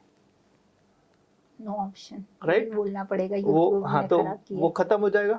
राइट। तो वही चीज है ना, जब तक यूट्यूब अच्छा चल रहा था उस टाइम पर आपने और चीजें क्यों बिल्ड नहीं की? आपने और कोई स्किल्स क्यों नहीं डेवलप की? आपने और कोई नई चीजें क्यों नहीं बनाई? और जो स्मार्ट लोग थे उन लोगों ने बनाई। राइट। तो इसी तरीके से पहले के ज़माने के अंदर लोग अंदर से मजबूत होते थे, बाहर से शोबाजी नहीं थी। और आज के टाइम पे लोग बाहर से शोबाजी करते, अंदर से एकदम खोखले हैं। और ऐसे लोग इसीलिए फेल हो रहे हैं। तो बाहर से शोबाजी बंद करके अंदर से स्ट्रांग करो अपने आप को, अंदर से मजबूत करो। आपको इंडस्ट्रियलिस्ट बनना है, आपकी इंडस्ट्री होनी चाहिए, इस जीडीपी के अंदर आपका कंट्रीब्यूशन होना चाहिए। और उसके लिए शोबाजी से काम नहीं चलेगा, रियल चीज़ों पे काम करना पड़ेगा। आपको अपने आप को अंदर से मजबूत बनाना पड़ेगा। और पुराने जो लोग थे ना, वो अपने आप को अंदर से मजबूत बनाते थे। वो एक बहुत अच्छी चीज़ किसी ने कही है कि पुराने जो लोग थे ना, वो पहनते धोती कुर्ता थे। राइट। लेकिन उनका बिजनेस जो था ना, वो आसमान पे जाता था। और आज के टाइम पे लोग सूट बूट पहनते हैं लेकिन उनका धंधा गर्त में जा रहा है। राइट। राइट। तो इसीलिए यस सर, आपने एकदम सही कहा। एक सर्वे हुआ था सर कि सबसे पुरानी कंपनी कहाँ पे है दुनिया में। सबसे ज्यादा नाम आया जापान का। तो रिसर्च किया गया कि भाई वहाँ पे इतनी पुरानी कंपनी 200-300 सालों से चल रही कंपनी है, तो क्या है जो उनको स्ट्रॉन्ग बना के रखी है अभी तक। तो देखा गया उनकी सिस्टम बड़ी स्ट्रॉन्ग थी सर। सिस्टम उन्होंने जड़ मजबूत करके रखी थी, सिस्टम स्ट्रॉन्ग करके रखी थी, जिसके कारण आज भी बिजनेस ऑटो पायलट मोड पे रन हो रहा है, एक विजन के साथ रन हो रहा है और आगे भी रन होगा। उसका पूरा विजन और प्रिपरेशन चल रही है। बिल्कुल सही बात है। और खाली जापान की बात नहीं कर रहे हैं हम, समझो हमारे इंडिया की बात कर रहे हैं। टाटा 150 साल पुरानी कंपनी है। राइट। अब 150 साल पुरानी कंपनी, उनकी लगभग तीसरी की चौथी पीढ़ियां चला रही है। अब इसको इतना लंबा तक आने का कारण क्या है? तो उनका पूरा का पूरा सिस्टम है। उनका सिस्टम, उनके वैल्यूज, उनके बिलीव्स हैं, उनके आइडियोलॉजी है। ये सारी चीज़ें जनरेशन टू जनरेशन पास होती गई और उस कारण से ही आज इतनी बड़ी कंपनी, इतनी बड़ी ऑर्गेनाइजेशन, 150 कंपनियों का समूह 150 सालों से चल रहा है। तो जितना इंटरनली आप स्ट्रांग होगे ना, आप उतना लंबा जाओगे। समझ रहे हैं इस चीज को? जितना इंटरनली आप जाओगे, आपका स्ट्रांग होगा आपकी चीजें, उतना आप लंबा जाओगे। और जितना इंटरनली आप खोखले होगे, उतना ही आपकी शोबाजी के टाइम पे, थोड़े टाइम के बाद आप खत्म हो जाओगे। कितने सारे ऐसे स्टार्टअप हुए, शुरुआत में हुआ किया, बहुत हल्ला किया, बहुत सारी ये चीजें की, हमारी वैल्यूएशन इतनी है, हमारा कैप, मार्केट कैप इतना है, हमारा ये है वो है, हम सब कुछ कर दिया। बस 10 साल में खत्म हो। क्यों? क्योंकि आपकी आइडियोलॉजी सही नहीं थी, आपका सिस्टम सही नहीं था, आपका इंटरनल चीज़ें स्ट्रांग नहीं थी, आपका फाइनेंस सही नहीं था, आपके प्रोडक्ट सही नहीं थे। ये सब चीज़ें जो है वो एक दिन आपको ख़त्म कर देते हैं। तो अंदर से मजबूत बनाना चाहिए।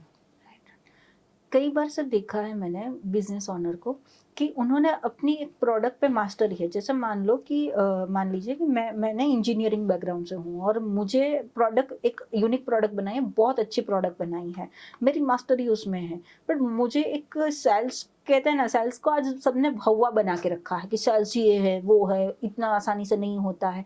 जबकि सेल्स वो जो बता रहे हैं उतना टफ भी नहीं है और इतना आसान भी नहीं है, एवरेज है सर। तो उसके चक्कर में वो सेल्स करने के लिए मार्केट में जाते ही नहीं है। प्लस दूसरे लोगों को वो हायर करते हैं। पहले तो उनको पता नहीं है कि सेल्स कैसे होता है, क्या होता है। अब उनकी टीम को भी पता चल गया है कि ऑनर को कुछ नहीं पता है, तो वो भी उनको घुमाती रहती है गोल गोल, और वो घूमते रहते हैं क्योंकि उन्होंने मार्केट में गया ही नहीं है। तो उनको अपनी प्रोडक्ट के बारे में नहीं पता है, ना ही उनकी प्राइस के बारे में पता है, कस्टमर के बारे में पता है। तो उस समय पे ऑनर को क्या करना चाहिए? देखो, सबसे पहली चीज़ तो पुरानी एक कहते हैं ना सोच है कि जो चीज़ आपको करवाना है वो चीज़ आपको आना चाहिए। तो पहले तो आपको खुद को सीखना पड़ेगा। सीखना पड़ेगा। या तो आप खुद सीखो या तो ऐसे लोगों को लेकर आओ जिसको आता हो और वो मॉनिटरिंग करना जानता। प्रॉब्लम कहाँ होता है आज के टाइम पे? आज के टाइम पे जो नए नए बच्चे हैं ना, जो अभी नए नए आ रहे हैं, तो वो मेहनत करना कम चाहते हैं। उनको चीज़ें फ्री में ज़्यादा चाहिए और वो भी कम समय में चाहिए। और इस कारण से वो क्या करते हैं, गलत गलत रास्ते पकड़ लेते हैं, मैनिपुलेट करते हैं, चीट करते हैं, बेवकूफ़ बनाते हैं, ये सब चीज़ें करते हैं। ठीक है, अब इस चक्कर में होता क्या है, कंपनी का नुकसान होता है, उनका भी नुकसान होता है। तो कंपनी के जो भी लीडर हैं, जो कंपनी को चला रहे हैं, उनको सबसे पहले ये चाहिए कि या तो खुद सीख ले शुरुआत से कि भाई मैं ये चीज़ जानता हूँ, अब मैंने कोई चीज़ किया है तो उसके अंदर मुझे कोई बेवकूफ़ नहीं बना सकता। हाँ, राइट। हाँ। तो पहली चीज़ तो यही होनी चाहिए कि ऑनर को थोड़ा बहुत उस चीज़ के अंदर खुद पता होना चाहिए। अगर मानो कि उनके पास नहीं है तो ऐसे बंदे को लेकर आओ कि जिसने ऐसा काम करवाया। ओके।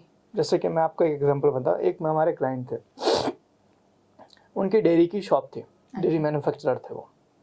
तो एक बार उनको पनीर बनाना था, तो एक स्पेशल रिक्वायरमेंट उनके पास आई कि मुझे इस तरह का पनीर चाहिए। राइट। तो उन्होंने पहले अपनी टीम को दिया कि भाई ऐसा पनीर इनको बना के दो। बनाया, टेस्टिंग के भेजा, टेस्टिंग में फेल हो गए, बोले ऐसा नहीं चलेगा। फिर दूसरी बार बनाया उनकी टीम ने, फिर दोबारा भेजा, फिर रिजेक्ट हो गया। ऑनर ने बोला कोई बात नहीं, इस बार मैं बनाता हूँ। ऑनर ने खुद बनाया और पनीर पास हुआ। समझना एक सिंपल सी चीज़ है, आप अपने काम में जितने मास्टर होगे ना, उतना आपको डर कम लगेगा। हाँ, नॉलेज बिल्ड कॉन्फिडेंस। राइट। तो जितना आप अपनी चीज़ों के अंदर मास्टर रहोगे, उतना आपको डर कम लगेगा, आपका कॉन्फिडेंस बढ़ेगा। और कोई करे कि ना करे, मुझे तो आता है ना, मैं तो कर लूँगा, ये थॉट डेवलप हो जाती है। और जिस कंपनी के अंदर आपकी टीम को ये पता चल गया है कि इनको इसके बारे में नहीं पता है और उनको आता भी नहीं है, वहाँ के एम्प्लॉय जो होते हैं ना, मैनिपुलेट करते हैं।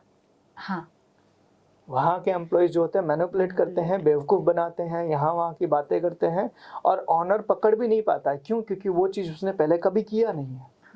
तो अगर आपने खुद ने किया है और कोई आपको बेवकूफ़ बनाने की कोशिश करे तो आप तुरंत पकड़ लोगे, लेकिन आपने किया ही नहीं है तो उनकी बात ऐसे ही लगी, मानना पड़ेगा, वो जो बोले मैनिपुलेट होना पड़ेगा। एग्जैक्टली। अब समझो सेम चीज़ ऐसा ही हुआ। एक कंपनी के साथ हम काम कर रहे थे, उस कंपनी के ओनर ने एक नई प्रोडक्ट चालू किया और उन्होंने एक सेल्स का पर्सन हायर किया। ठीक है, और उसको लगभग 1,75,000 रुपये की सैलरी, 1.25-2 लाख की सैलरी वो देते थे। अब वो बंदा जो था वो दूसरी कंपनी के अंदर, प्रीवियस कंपनी के अंदर वो सीईओ था। ठीक है, अब उन्होंने as a sales manager join किया, as a sales head join किया। तो अब जो बंदा प्रीवियस कंपनी के अंदर सीईओ था, वो बंदा कभी फील्ड पे नहीं गया। और उसको इस कंपनी के अंदर as a national sales head hire किया, जिनको अब फील्ड पे जाना था, लेकिन वो फील्ड पे गए नहीं कभी और यहाँ पर भी नहीं जा रहे थे। तो कंपनी का जो सेल्स है ना, वो आ ही नहीं रहा था। हमने बोला कि या तो सर इनको फील्ड पे भेजना शुरू करो, या तो आप फील्ड पे जाओ। जब उनको बोला कि आप फील्ड पे जाओ, तो उन्होंने बोला मैंने कभी फील्ड पे काम नहीं किया है तो मैं नहीं जा पाऊंगा। उन्होंने छोड़ दी, नौकरी छोड़ दी। अब अल्टीमेटली क्या आया, ऑनर के ऊपर बात आई। हमने बोला सर दो ही ऑप्शन है, या तो आप जाओ फील्ड के ऊपर और शुरुआत में आप बिल्ड करो, और या तो फिर आपने जो नई प्रोडक्ट बनाई हुई है उस प्रोडक्ट को बंद करो, नहीं तो आपका नुकसान ज़्यादा होगा। तो अगर आपने किया हुआ है फील्ड पे जाके काम, तो दोबारा करने में आपको दिक्कत नहीं आएगी और लोगों को आप गाइड भी कर पाओगे, लोगों को आप सही चीज़ बता भी पाओगे। तो इसीलिए किसी भी ऑनर को अपने आप को कॉन्फिडेंस बिल्ड करने के लिए अपनी कंपनी का हर काम थोड़ा थोड़ा तो आना चाहिए, थोड़ा थोड़ा तो आना चाहिए। ये बहुत जरूरी है। फील्ड पे रहना अगर जरूरी देखो है। सिंपल से, आपने फील्ड छोड़ दिया ना, तो आपके गिरने के चांसेस ज़्यादा है। तो आप फील्ड मत छोड़ो, कभी भी फील्ड मत छोड़ो, चाहे वो सेल्स का हो, चाहे मार्केटिंग का हो, चाहे प्रोडक्शन का हो, चाहे परचेस का हो, अकाउंटिंग का हो, हर चीज़ थोड़ा थोड़ा आपको आनी चाहिए, पता होना चाहिए कि क्या होता है उसमें। क्योंकि क्या है, आपकी शुरुआत में आपने कंपनी शुरुआत की है, तो आप किसी ऐसे बड़े पर्सन को हायर करोगे तो उसकी सैलरी नहीं पे कर पाओगे ना। राइट। तो आप सैलरी भी नहीं पे कर पाओगे और आपको आता भी नहीं है, तो आपका काम होगा कैसे? सही है। तो या तो आपको आना चाहिए या तो आपके पास पैसे चाहिए। राइट। सही है सर, आपने एकदम सही बोला कि पता होना चाहिए कंपनी में चल क्या रहा है, किस तरह से उसको हैंडल किया जा सकता है। बट सर कई बार ये भी देखा है ऑनर को एक तरह का डर होता है, जैसे कि अब टीम जो है वो उनको उनके साथ पर्सनल रिलेशन उनके स्ट्रांग हो चुके हैं, यानी कि उन्होंने वो दूरियां नहीं बनानी जो एक बनानी चाहिए एज अ प्रोफेशनल दूरियां। तो अब उनको कुछ बोलने जाए या कुछ चेंज करने जाए तो उनका सीधा क्वेश्चन आता है वो छोड़ के चले जाएंगे हमें। तो मेरा वही है कि अगर आप अभी प्रोफेशनल दूरियां नहीं बनाएंगे, वो दिक्कत कर रही है आपको चीजें। दूसरी चीज, आप टीम की, आपको ये भी लगता है कि मैं गलत जा रहा हूँ, आपको पता है कि टीम के साथ मेरी बॉन्डिंग बढ़ गई है तो मैं उसको छोड़ भी नहीं सकता हूँ, क्या करूँ? तो इस समय में ऑनर को क्या करना चाहिए ऐसे समय? एक नई टीम बनानी चाहिए पैरेलली। देखो, हम हमारा टीम ट्रेनिंग का प्रोग्राम जो करवाते हैं, ओके। तो उसके अंदर एक चीज सिखाते हैं, बिल्ड रिजर्व। समझना इस चीज को, और ये हर जगह होता है। एक प्रधानमंत्री जो होते हैं ना, अपने देश के प्रधानमंत्री, उनका ऑप्शन है गृह मंत्री। ठीक है। एक सीएम का ऑप्शन होता है डिप्टी सीएम। एक मैनेजर का ऑप्शन होता है असिस्टेंट मैनेजर। तो इसी तरीके से आपकी टीम के अंदर अगर ऐसे लोग हैं कि जो लोग आपके साथ बहुत कनेक्टेड है, पुराने हैं, आप उनको छोड़ नहीं सकते, बोल नहीं सकते हो, तो आप उनको बोलने जाओगे तो छोड़ देंगे, उनको बोलने जाओगे तो वो रूठ जाएंगे, उनके साथ रिलेशन खराब होगा, बिजनेस पे इम्पैक्ट आ सकता है। ये सारी चीजें अगर आपको लग रही है तो आप एक काम करो, एक पैरेलली एक और टीम बिल्ड करो जिसको आप डायरेक्टली गाइड करो। ओके। जब आप एक पैरेलल टीम बिल्ड करते हो और उनको आप डायरेक्टली गाइड करते हो, जिस दिन वो टीम धीरे धीरे आपकी मजबूत हो रही है, उसके बाद अगर आपकी पुरानी टीम में से लोग जाते भी हैं तो आपके बिजनेस पे फर्क नहीं पड़ेगा।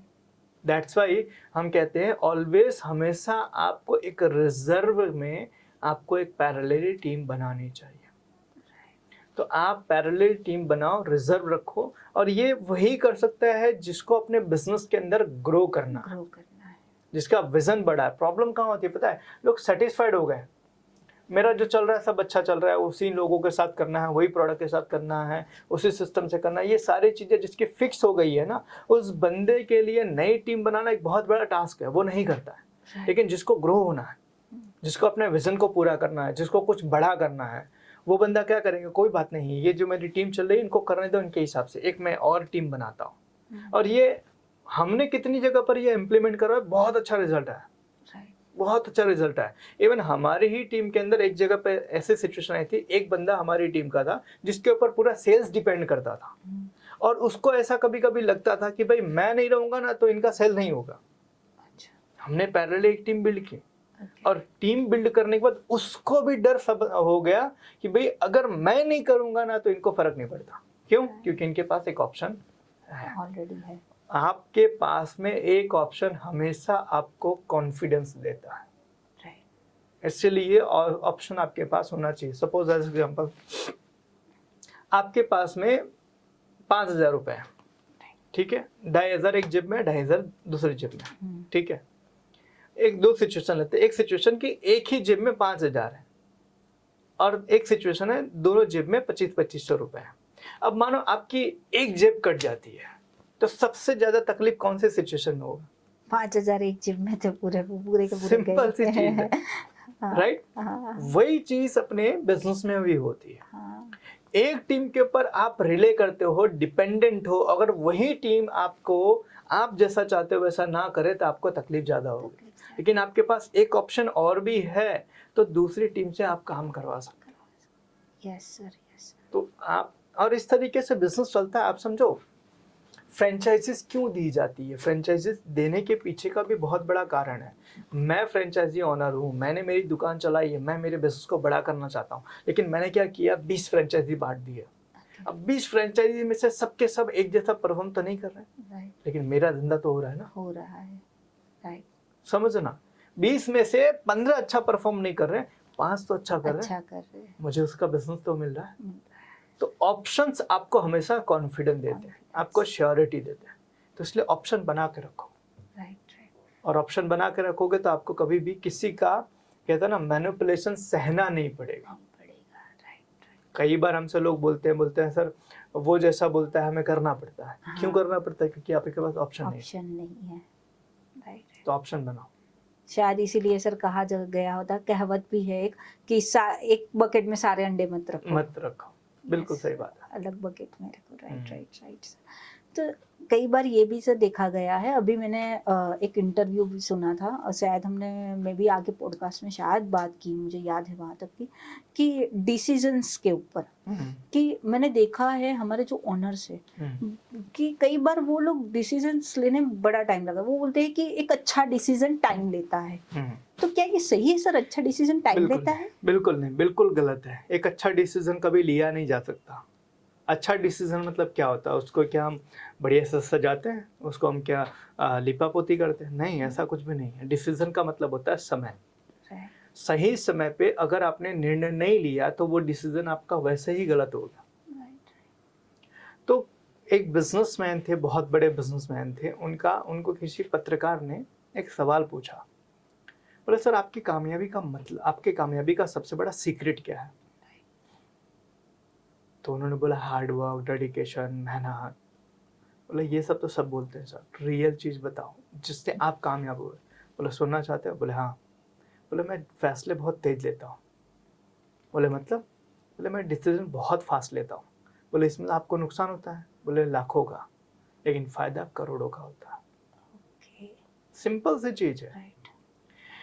आज आप कोई डिसीजन ले रहे हो तो उसके दो ही परिणाम आएंगे, या तो पॉजिटिव या तो नेगेटिव। लेकिन अगर नहीं ले रहे हो तो करोड़ों का नुकसान तो जा ही रहा है। उसमें 100% जा ही रहा है, नेगेटिव ही रिस्पॉन्स आएगा। रिस्पॉन्स है हमारा। राइट ना? तो सिंपल सी चीज है, डिसीजन जो है ना वो फास्ट लिया जाना चाहिए।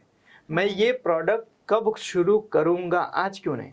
राइट। मैं ये बंदे को इस दिन निकालूंगा, आज क्यों नहीं? मैं इसको आज फोन करूंगा, अभी क्यों नहीं? मैं इससे ये रिपोर्ट कल मांगूंगा, आज क्यों नहीं? तो वो डिसीजन जो ना वो इंस्टेंट होने चाहिए।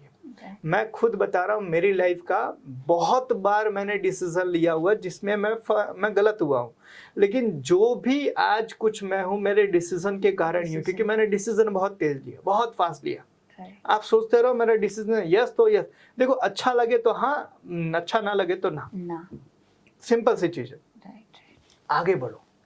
आप इस चक्कर में रहेगा ना कि मैं सोच के बताऊंगा, मैं अभी देखता हूं, मैं एक बार पूरा सोच लेता हूँ फिर डिसीजन लूंगा। ये सब चीजें जो सिंपल सी चीज है आपको ही नुकसान करवाती है। तो डिसीजन लेना ये सबसे ज्यादा और सबसे इम्पोर्टेंट चीज है। इसलिए जितना जल्दी हो सके उतना जल्दी निर्णय लेना आप सीखो। या तो आपके निर्णय गलत होंगे या तो सही होंगे। गलत होंगे तो नुकसान होगा और सही होंगे तो फायदा होगा, लेकिन निर्णय नहीं लोगे तो 100% आपको नुकसान ही होगा। और जब तक आप डिसीजन लोगे नहीं तब तक पता कैसे चलेगा आप जो करना चाहते हो, आप जो सोच रहे हो वो सही है कि गलत है? आपको निर्णय लेना पड़ेगा। तो निर्णय लेना बहुत जरूरी है, और इसमें जितनी ज्यादा आप तेजी रखोगे उतना आपको बेनिफिट है। देखो हमारे पास 500 साल नहीं है जिंदा रहने के लिए। राइट ना? गिन चुन के 50-60 साल है। अब 50-60 साल में आधा समय आप सोचने में निकालोगे कि ये चीज़ करूँ कि ना करूँ, ये चीज़ कैसे करूँ, ये सब चीज़ें डिसीजन लेने में अगर इतना टाइम लगाओगे तो बाकी के टाइम आप काम कब करोगे? तो निर्णय लेना बहुत जरूरी, और तेज निर्णय लेना बहुत जरूरी है। निर्णय के ऊपर आगे बढ़ना बहुत जरूरी है। Right sir. यस सर, कई बार हम बोलते हैं कि बुक्स रीडिंग करनी चाहिए, बुक्स रीडिंग करनी चाहिए, बट आज अल्टरनेटिव्स बहुत है सर। जैसे कि पॉडकास्ट देख लो आप, अब तो बुक आप सुन भी सकते हो, तो एक वो भी एक है। बट मैंने जितने भी ऐसे बड़े बड़े लोगों को स्टडी किया है, उनकी लाइफस्टाइल को स्टडी किया है, तो मैंने कभी उनको ये सारी चीजें करते नहीं दिया, मैंने उनको सिर्फ बुक्स रीडिंग करके दिए। तो क्या वो कुछ अलग है सर? हाँ अलग है, बिल्कुल अलग है। देखो आप कोई चीज सुनते हो, कोई चीज देखते हैं, तो उसमें कुछ सेंस ही आपके काम करते हैं। हमारे इंद्रिय 5 इंद्रिय होते हैं। ठीक है? राइट। तो जब आप सुनते हो या जब आप देखते हो तो उसमें आपके कुछ सेंस ही काम करता है, लेकिन रीडिंग के लिए आपके 5 सेंस चाहिए। जब आप पढ़ते हो आपकी आंखें भी चलती है, आपका मन भी चलता है, आपका दिमाग भी चलता है, और आप जब पढ़ रहे हो ना उसको सुनते भी हो। है। तो आपके सारे सेंसेस काम करते हैं, और जब आप पढ़ते हो वो आपको लंबे टाइम तक याद रहता है। राइट। लेकिन क्या है, सुनते हैं तो कितनी चीजें आपको आप पूरे दिन में सुनते हो, बहुत सारे, हर चीज आपकी याद नहीं होती है। आप देखते हो कितनी चीजें आप पूरे दिन में देखते हो, लेकिन हर चीज आपको याद नहीं रहती है। लेकिन जब पढ़ते हो तो पढ़ने का कंसंट्रेशन पढ़ाई में होता है।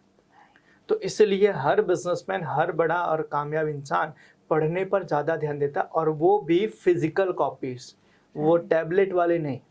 हाँ, फिजिकल कॉपीज, बुक्स फिजिकल रखते हैं। बुक्स उनकी लाइब्रेरी होती है। Yes, देखो, ये library एक बहुत बहुत पुराने टाइम में, काफ़ी टाइम पहले मैं एक सेमिनार में गया था, एक बहुत अच्छा ट्रेनर ने बोला था, कामयाब इंसान के घर पे बड़ी लाइब्रेरी होती है, और फेलियर इंसान के घर पे बड़ी टीवी होती है। राइट। समझना इस चीज को। तो किसी भी कामयाब इंसान के घर पे जाओगे ना आप, वहां पर आपको एक बुक का लाइब्रेरी का जगह आपको मिलेगा, जहाँ पे वो पढ़ता है, और हर तरह की किताबें वो रखता है। जब वो जिस तरीके से पढ़ना चाहता है वो पढ़ता है, उसके ऊपर ध्यान देता है, उसके ऊपर कंसंट्रेशन करता है। लेकिन बाकी सारी चीज़ें जो है वो तो आज की फॉर्मेलिटी वाली चीज़ें हो गई, सिंपल चीज़ें। कि आज के टाइम पे क्या है कि आपको ये चीज़ करना है, ठीक है, आपको ये चीज़ करना है, लेकिन आपके पास उतना समय नहीं है, तो उसका एक ईजियर वर्जन आ गया है।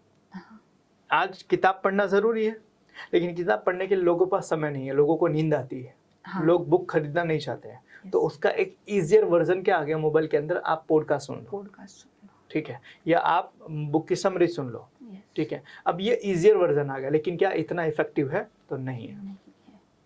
बुक से जितना आपको नॉलेज मिलता है, उतना नॉलेज आपको कोई पॉडकास्ट से या किसी भी तरीके से आपको नहीं मिलता है। तो book is the first preference.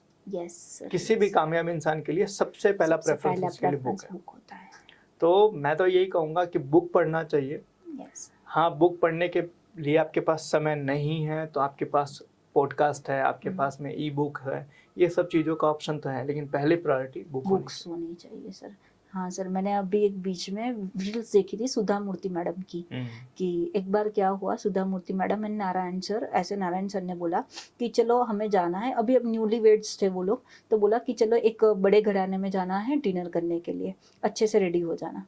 तो वो लोग गए, एक महल सा घर था, उसमें जो बड़े बड़े घर में जैसे चांदी की थाली में पिरसा जाता है, 56 भोग थे, खाया पिया उन्होंने।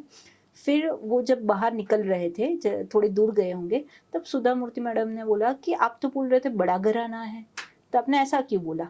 तो नारायण मूर्ति सर बोल रहे हैं कि बात तो सही है, बड़ा घराना ही तो था, ये आपको छोटा लग रहा है? तो उन्होंने कहा कि इनसे गरीब तो कोई नहीं है। तो नारायण मूर्ति सर बोले क्यों ऐसा लगा आपको? तो बोले कि वहाँ पे लिविंग रूम में एक भी बुक नहीं थी। बिल्कुल सही बात। और आप किसी भी अच्छे बिजनेसमैन के वहाँ जाओगे, किसी भी अच्छे कामयाब इंसान के घर पे जाओगे ना, आपको मिलेगी, आपको बुक्स तो मिलेंगे ही। और किसी भी स्ट्रगलर के घर पे जाओगे, उसके घर पे बड़ी टीवी, बड़ा वार्डरोब मिलेगा, बहुत बड़े बड़े कहते हैं ना वो, देखो उनके सिंपल सी चीज़ है, मैं आपको बताता हूँ आज कामयाब और फेलियर या स्ट्रगलर इंसान की निशानी क्या है। फेलियर इंसान होगा ना, उसके पास नेटफ्लिक्स है, उसके पास जितने OTT प्लेटफॉर्म है उसके सबके सब्सक्रिप्शन होंगे, ठीक है। उसने नई नई वेब सीरीज देखी होगी, नई नई मूवीज देखी होगी, ठीक है। उसने बहुत सारी चीज़ें जो नई नई आती है, शोज है, वो सब चीज़ें उसने देखा होगा, ठीक है। ये एक फेलियर और स्ट्रगल की निशानी है कि वो हर नई चीज़ों से अपडेट होगा। और एक कामयाब इंसान होगा, वो बड़ी बड़ी बायोग्राफी पढ़ता है, पुराने चीज़ों के बारे में जानता है, बिजनेसमैन के बारे में पढ़ता है, कामयाब लोगों के बारे में पढ़ता है, उसको इन चीज़ों का नॉलेज होगा। तो एक सिंपल सा कामयाब और नाकामयाब या फेलियर इंसान के बीच की डिफरेंसेस ये है कि इसको नई नई चीज़ें जो एंटरटेनमेंट वाली है उसके बारे में पता होगा, और जो सफल इंसान है उसको उससे कोई लेना देना है, उसको तो अपनी चीज़ों की रिक्वायरमेंट जो है उसके बारे में वो हर जगह से ढूंढ लेता है। सर, जब मैं ये एडवाइस करती हूँ, जब हमारे कस्टमर, हमारे जो क्लाइंट है उनको, कि आपको ऐसे बुक्स पढ़नी चाहिए, आपकी जो ऑफिस में है ये जो बड़ा सा टीवी लगा है जिसमें आप कैमरा 24/7 देखते हो, मत देखो। आप कैमरा वाला जो है वो किसी डेडिकेटेड पर्सन को दे दो जो इसके लिए बनाया गया है। आपका काम है नई चीज़ें ढूंढना, सर्च करना, आप बुक्स पढ़ो, ये सारी चीज़। तो बोलते हैं मैडम ये सारी चीज़ें तो ओल्ड फैशन है, आज का ये ट्रेंडिंग है, आज हम बुक पढ़ते हैं तो सब हमें ओल्ड फैशन वाला कहते हैं, तो शायद मे बी सर ये भी एक इम्पैक्ट करता होगा लोगों के सिंपल सी थॉट्स पे। चीज है, उनको ये चीज आप बोलिए, देखिए आपके बिजनेस के साइज के हिसाब से ऐसा नहीं लगता है कि ये ओल्ड फैशन है, क्योंकि अगर आपका बिजनेस बहुत बड़ा होता और आप फिर ये बात बोलते तो अच्छा समझ में भी आता। Yes. आपका बिजनेस गिन चुन के इतना छोटा है और उस पर आप ये बोल रहे हो कि ये सारी चीजें ओल्ड फैशन है, दैट मीन कि आपकी वो फिलहाल अभी वो एबिलिटी नहीं है कि आप उसको ओल्ड फैशन बोल पाओ। Yes. ठीक है, देखो आज दुनिया का हर कामयाब इंसान, चाहे वो मार्क ज़करबर्ग ले लो, चाहे बिल गेट्स ले लो, चाहे धीरूभाई अंबानी ले लो, चाहे मुकेश अंबानी ले लो, चाहे बिरला ले लो, हर बिजनेसमैन जो होता है वो बुक्स पढ़ता है। Yes. तो अब आपको सोचने की जरूरत है कि वो बड़े हैं या आप बड़े हो। Right sir. तो अगर आपको लग रहा है कि ये चीजें नहीं पढ़नी चाहिए, इसका मतलब वो लोग बेवकूफ है। सिंपल सी चीज है, सिंपल है सर, राइट ना? आपकी बात। तो कहने का मतलब ये है, ये एक कहते हैं ना एक मानसिकता है। सिंपल सा अगर मैं कहूँ तो इसको बचने का लोग है ना शॉर्टकट ढूंढते हैं कि कुछ ऐसा मिल जाए कि मेरा काम बन जाए। ऐसा कुछ भी नहीं है। आपको कामयाबी ना वो प्रोसेस से ही मिलेगी, उसका प्रोसेस यही है। राइट। आपको बुक्स पढ़ना ही पड़ेगा, चाहे आप इंटरेस्ट लेके पढ़ो या बिना इंटरेस्ट के पढ़ो, लेकिन आपको पढ़ना ही पड़ेगा। उसके बिना आपके कामयाब होने की संभावना ना के बराबर है। Right sir. आज आप ये मान लो तो आपका बहुत समय बचेगा, आप नहीं मानोगे तो 10 साल के बाद भी समझना तो आपको यही पड़ेगा। राइट। तो ये आपके ऊपर डिपेंड करता है कि 10 साल बचाने हैं या फिर 10 साल गंवाने के बाद फिर से शुरुआत तो यही करनी पड़ेगी। इसके अलावा आपके पास कोई ऑप्शन नहीं है। यस। और ये भी देखा गया है सर, आज बिजनेस का बदलता मॉड्यूल जिसमें एम्प्लॉयज को प्रायोरिटीज ज़्यादा दी जाती है। जैसे कि आप गूगल को देख लो सर, कि टाइमिंग फ्लेक्सिबल है, आपको जो पहन के आना है पहन सकते हो, यहाँ वहाँ पे खाना वगैरह सब अवेलेबल हो, 24/7 अवेलेबल है। इवन हमारे जो MSMEs बिजनेस है वो भी करते हैं कि जैसे कि हर 2-3 महीने में टूरिंग पे ले जाना, मूवीज दिखाना, बट इसका इम्पैक्ट सही जाने की जगह पर नेगेटिव हो जाता है इस तरह से। इसका देखो, इसका सिंपल सी चीज है कि एम्प्लॉयज जो है ना इसको नेगेटिव तरीके से लेते हैं कि आज़ादी का मतलब, जो उनको ये चीज महसूस होता है ना कि आज़ादी का मतलब काम ही ना करना पड़े। गूगल ने या बाकी जो कंपनियां हैं, ऐसी बहुत बड़ी बड़ी कंपनियां हैं जो अपने एम्प्लॉयज को इतना छूट दे रहे हैं, तो उनके एम्प्लॉय मैच्योर है। उनको ये चीज पता चल है कि भाई हमारी कंपनी हमारे लिए इतना करे तो हमारी जवाबदारी है हमारी कंपनी के लिए कुछ करें। यहाँ पे दिक्कत क्या है, यहाँ पर एटीट्यूड ही लोगों का नेगेटिव है। कंपनी कितना भी अच्छा कर ले, हमें कंपनी के लिए कुछ नहीं करना।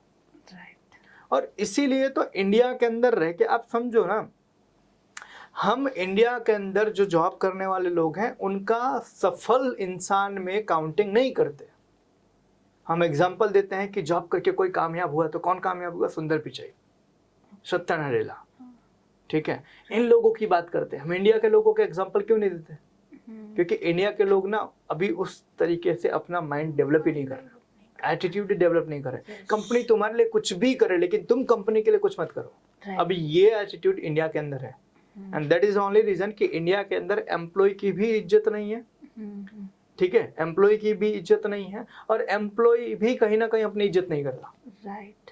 कंपनी आपके लिए कुछ कर रही है, कंपनी आपके लिए कुछ फैसिलिटीज दे रही है, तो इसका मतलब ये है कि आपकी कंपनी आपसे एक्सपेक्ट कर रही है। तो आपने कंपनी से ले तो लिया, लेकिन देरी के बारी है तब कुछ नहीं दिया उनको। राइट। और यही कारण है कि इंडिया के अंदर जो जॉब करने वाले लोग हैं ना, वो बहुत ज्यादा सफल नहीं है। राइट। इंडिया के अंदर प्रॉब्लम कहाँ है? जिस थाली में खाते उसी थाली में छेद करते हैं। जिस कंपनी से घर का चूल्हा जलता है उसी कंपनी को गालियां देते हैं। अब ऐसी मानसिकता के अंदर आप कैसे अपने आप को बेटर बना पाओगे? तो इसमें से बाहर आना पड़ेगा। कंपनी आपके लिए कुछ करे तो ये आपकी जवाबदारी बनती है, आप कंपनी के लिए कुछ करके दो। नहीं तो कंपनी के लिए कोई ऐसा बाउंडेशन है, कोई लॉ नहीं है कि कंपनी आपके लिए बहुत सारी चीजें फैसिलिटीज में बनाए। कोई लॉ नहीं है। और हैं भी बहुत सारी ऐसी कंपनियां हैं जिनके वहां पर जेल से भी बदतर लोगों का ट्रीटमेंट होता है। कितनी सारी कंपनियां ऐसी है जिनके ऑनर जो होते हैं ना, आपको पैर की जूती के अलावा कुछ नहीं समझते। तो इसका मतलब वही है ना, सिंपल सी चीज है। तो अगर कोई कंपनी कर रही है आपके लिए तो आपका भी फर्ज बनता है कि उस कंपनी के लिए आप करो। नहीं तो जिस दिन कंपनी ने वो सारी चीजें बंद कर दी ना, आप ना घर के रहोगे ना घाट के रहोगे। ना आप नौकरी कर पाओगे और नौकरी के बिना आप रह पाओगे। राइट। तो आपको कुछ चीज़ें मिल रही है, कुछ चीज़ें आपको कंपनी दे रही है, तो रिस्पेक्ट करो, कंपनी की वैल्यू करो, कंपनी को सामने रिटर्न के अंदर कुछ चीज़ें प्रोवाइड करो ताकि कंपनी आपको और भी चीज़ें देने के लिए प्रेरित Ready हो, हो। आपके लिए मोटिवेट हो। यस सर, हमारे ये आपने बहुत अच्छी बात कही सर। हमारे एक क्लाइंट चाइना गए थे सर, तो वो हमें स्टोरी बता रहे थे कि चाइना में मैडम यहाँ से पूरा अलग ही माहौल है। वहाँ के वर्कर्स ऑनर नहीं होते हैं, तब जो वर्क करते हैं ना, यहाँ के वर्कर्स ऑनर होने के बाद भी नहीं करते हैं ऐसा वर्क। तो काम चोरी है ना यहाँ पे, दिक्कत ये है। मैंने वही बताया ना कि यहाँ पर लोग है ना, लेना सब चाहते हैं, यस। देना नहीं चाहते। यहाँ पर मानसिकता कैसी है, आपके सिर पे चढ़ के कोई काम करवाएगा तभी आप काम करोगे। आपको अगर आपका ऑनर आज नहीं आया है आपकी कंपनी में तो आपका मजे है। ऐसा है आज का माहौल कि ऑनर नहीं है कंपनी के, आज कोई बोलने वाला नहीं है, बस एंजॉय करो, काम करो ना करो, ये मानसिकता है आज के हमारे यहाँ पर जितने लोग काम करने वाले हैं, अधिकतर लोगों की। हम बहुत सारी कंपनियों के अंदर कंसल्ट करते हैं, वहाँ के जो एम्प्लॉयज जो होते हैं ना, वो लोग इस तरीके से, ऑनर नहीं है तो कंपनी की धज्जियाँ उड़ा देते हैं, जबकि जवाबदारी आपकी तब ज़्यादा बनती है। यस। ऑनर नहीं है तो उस टाइम पर आपकी जवाबदारी ज़्यादा बनती है कि कंपनी की केयर आप ज़्यादा करो, लेकिन उस टाइम पे नुकसान आप ज़्यादा करते हो। और फिर कंपनी का ऑनर जब आपके लिए आपकी सैलरी में से कट करता है तो आप बोलते हो अरे कंपनी बड़ा ज़्यादती कर रही है, कंपनी बहुत ज़्यादा हमारे पास स्ट्रिक्ट हो रही है। नहीं, कंपनी स्ट्रिक्ट नहीं हो रहा, आपकी हरकत के कारण हो रहा है। देखो याद रखना, कोई बॉस खराब नहीं है, कोई बॉस खराब नहीं होता है, ठीक है। आपकी हरकत उसको अच्छा और खराब बनने पे मजबूर करती है। सही है सर। आप अच्छे हो तो आपका बॉस अच्छा, बॉस भी अच्छा है। आप खराब तो जाहिर सी बात है वो भी खराब होगा। हाँ। तो आप खराब हो तो वो कंप्लेन नहीं कर रहा है तो वो खराब बन रहा है तो आप कंप्लेन क्यों कर रहे हो? जैसा करोगे वैसा ही भरोगे। तो सिंपल सी चीज है, आप अपने आप को बेटर बनाओ, आपको अच्छे लोग मिलेंगे। यस। आप अपने आप को बेटर नहीं बनाओगे, आपको अच्छे लोग नहीं मिलेंगे, फिर वहां पर आप कंप्लेन नहीं कर सकते हो। सर इसमें मुझे माइंडसेट लगता है सर कई बार, क्योंकि काम इंडिया चोरी में वाला हर mindset है ना। नहीं सर, मुझे ये लगता है कि आज इंडिया में वो चीजें बताई जाती है कि काम को छोटा गिना जाता है। जैसे आज हम कहते हैं ना कि किसी बच्चे ने, अभी एक बहुत अच्छा वीडियो देखा था कि एक बच्चे, उसकी माँ और बच्चे थे, तो उसने वही बोला, माँ ने बच्चे को ऐसा बोला कि अगर आप नहीं पढ़ोगे ना तो आप उसकी तरह बन जाओगे जो कचरा उठा रहा था उसकी तरह। जबकि ऐसे दूसरे देशों में बताया जाता है कि देखो ये अपना काम कितनी ईमानदारी से कर रहा है, आपको ऐसे काम करना है। जबकि ये बताया जाता है यहाँ पे कि आप नहीं पढ़ोगे तो आप ऐसा ऐसा बनोगे। आप कहते हैं ना, ये जॉब पोस्ट छोटी बताई जाती है कि ये छोटी है, बड़ी, ये भी इम्पैक्ट हो सकता है ना सर। देखो जॉब छोटी बड़ी नहीं होती है, जॉब जॉब होती है, या काम छोटा बड़ा नहीं होता है, काम काम होता है सब में। जिस काम से आपका घर चल रहा है वो काम छोटा नहीं हो सकता, पहली चीज तो। दूसरी चीज कि आपकी मानसिकता क्या है अपने काम को लेके। अगर आप कामचोर हो और आप ऐसा सोचते हो कि मैं कुछ ना करूं फिर भी मुझे सब मिलना चाहिए, तो फिर आप किसी भी पोस्ट के ऊपर हो आप कामचोर ही करोगे। राइट। समझना। लेकिन आप ये सोच रहे हो ना कि मुझे जितनी कंपनी दे रही है उसका मैं मल्टीपल टाइम मैं मेरे बिजनेस के जनरेट करके दूंगा, उससे ज्यादा मैं काम करके दूंगा। तो आप किसी भी काम पर हो, किसी भी जगह पर हो, किसी भी पोस्ट पर हो, आप बढ़िया हो, आप अच्छा कर रहे हो, आप अच्छा करोगे। डेजिग्नेशन की जरूरत नहीं, डेजिग्नेशन की जरूरत नहीं। एक सिंपल सी चीजें मैं आपको बताऊं, एक साफ सफाई काम करने वाला इंसान भी अगर अपनी ईमानदारी से मेहनत कर रहा है तो उससे बेहतर और कोई हो ही नहीं सकता। और एक सीईओ जो कंपनी रहकर चोरी कर रहा है उससे खराब कोई नहीं हो सकता। तो आप बताओ डेजिग्नेशन, दोनों डेजिग्नेशन कौन सा अच्छा है? वो सफाई कामदार वो सही है बंदा अपनी लाइफ में कि वो तो डेजिग्नेशन मैटर नहीं करता है, आपकी नीयत मैटर करती है। नीयत होनी चाहिए आपकी। आपकी नीयत सही है तो डेफिनेटली आप ग्रो कर जाओगे। आप जहाँ पर भी काम कर रहे हो वो काम आपका अच्छा होगा। लेकिन आपकी नीयत सही नहीं है तो आपको किसी भी डेजिग्नेशन पे बिठा दिया जाए, आप वहाँ चोरी ही करोगे, वहाँ चकारी ही करोगे। तो ये माइंडसेट का प्रॉब्लम है। Yes sir, yes sir. Sir आज के पॉडकास्ट में हमने बहुत सारी बातें की, बहुत अलग अलग टॉपिक पे बातें की, बहुत मजा आया। फिर से कुछ टाइम के बाद मिलेंगे कुछ नई चीजों के बाद sir. Definitely. Thank you sir, thank you so much. Thank you.